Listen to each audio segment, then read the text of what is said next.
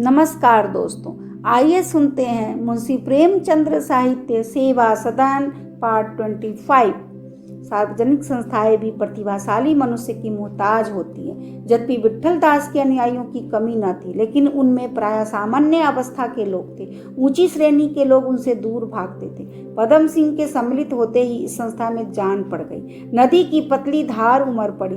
बड़े आदमियों ने उनकी चर्चा होने लगी। लोग उन पर कुछ कुछ विश्वास करने लगे। पदम सिंह अकेले न आए, बहुधा किसी काम की इच्छा समझकर भी हम उसमें हाथ लगाते हुए डरते हैं। नक्कू बन जाने का भय लगा रहता है। हम बड़े आदमियों के आ मिलने की राह देखा करते हैं। जो ही किसी ने रास्ता खोला, हमारी हिम्मत बन जाती है। हमको हंसी का डर नहीं रहता। अकेले हम अपने घर में भी डरते हैं, दो होकर जंगलों में भी निर्भय रहते हैं। प्रोफेसर रमेश दत्त, लाला भगत राम और मिस्टर रुस्तम भाई लोग गुप्त रूप से विट्ठल दास की सहायता करते रहते थे। अब वह खुल पड़े। सहायकों की संख्या दिनों दिन बढ़ने लगी। विट्ठल दास सुधार के विषय में मृदुभाषी बनना अनुचित समझते थे, इसलिए उनकी बातें रुचिकर न होती थी। मीठी नींद सोने वालों का उनका कठोर नाद अप्रिय लगता था। विट्ठल दास को इसकी चिंता न थी। पदम सिंह घने मनुष्य थे।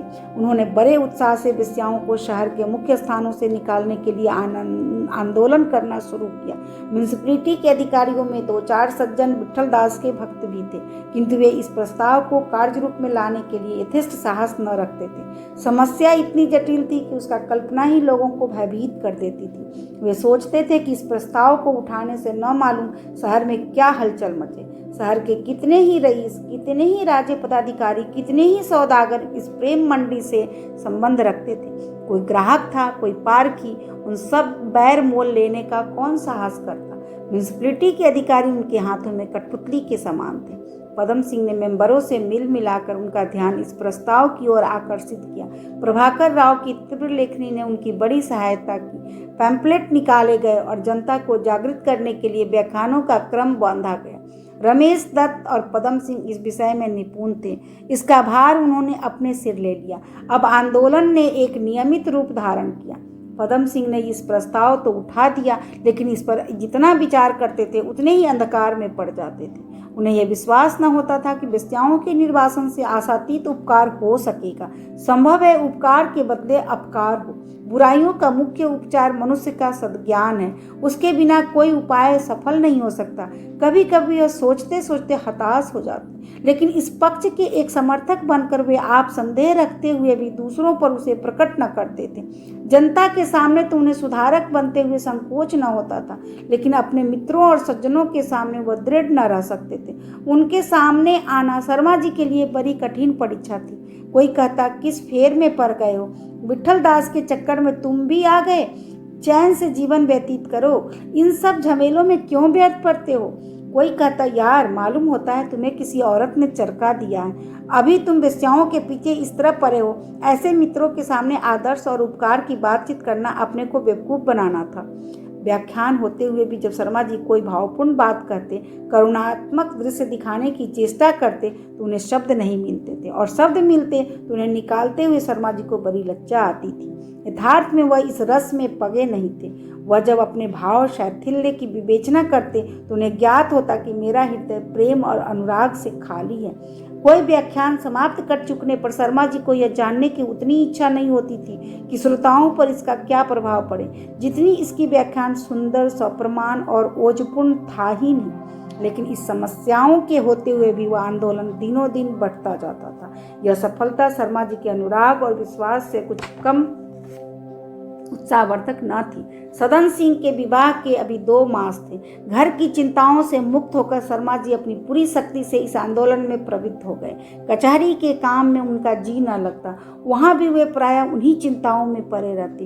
एक ही विषय पर लगातार सोचते विचारते रहने से इस विषय में प्रेम हो जाया करता है। धीरे धीरे शर्मा जी के हृदय में प्रेम का उदय होने लगा, लेकिन जब यह विवाह निकट आ गया तो शर्मा जी का उत्साह कुछ छिन्न होने लगा। मन में यह समस्या उठी कि भैया यहाँ वेश्याओं के लिए अवश्य ही मुझे लिखेंगे। उस समय मैं क्या करूँगा। नाच के बिना सभा सूनी रहेगी। दूर दूर के गांवों से लोग नाच देखने आएंगे। नाच न देखकर उन्हें निराशा होगी। भाई साहब बुरा मानेंगे। ऐसी अवस्था में मेरा क्या कर्तव्य है। भाई साहब को इस प्रथा से रोकना चाहिए, लेकिन क्या मैं इस दुष्कर कार्य में सफल हो सकूंगा। बड़ों के सामने न्याय और सिद्धांत की बातचीत असंगत सी जान पड़ती है। भाई साहब के मन में बड़े बड़े हौसले हैं, इन हौसलों के पूरे होने में कुछ भी कसर रही तो उन्हें दुख होगा, लेकिन कुछ भी हो मेरा कर्तव्य है कि अपने सिद्धांत का पालन करूं। जबकि उसके इस सिद्धांत पालन से प्रसन्न होने वालों की संख्या बहुत कम थी और अप्रसन्न होने वाले बहुत थे, तथापि शर्मा जी ने इन्हें गिने गिनाए मनुष्यों को प्रसन्न रखना उत्तम समझा। उन्होंने निश्चय कर लिया कि नाच न ठीक करूंगा। अपने घर में ही सुधार न कर सका तो दूसरों को सुधारने की चेष्टा करना बड़ी भारी धूर्तता है। यह निश्चय करके शर्मा जी बारात की सजावट के सामान जुटाने लगे। वह ऐसे आनंदोत्सवों में किफायत करना उचित समझते थे। इसके साथ ही यह अन्य सामग्रियों के बाहुल्य से नाच की कसर पूरा करना चाहते थे, जिसमें उन पर किफायत का अपराध न लगे। एक दिन विट्ठल दास ने कहा, इन तैयारियों में आपने कितना खर्च किया?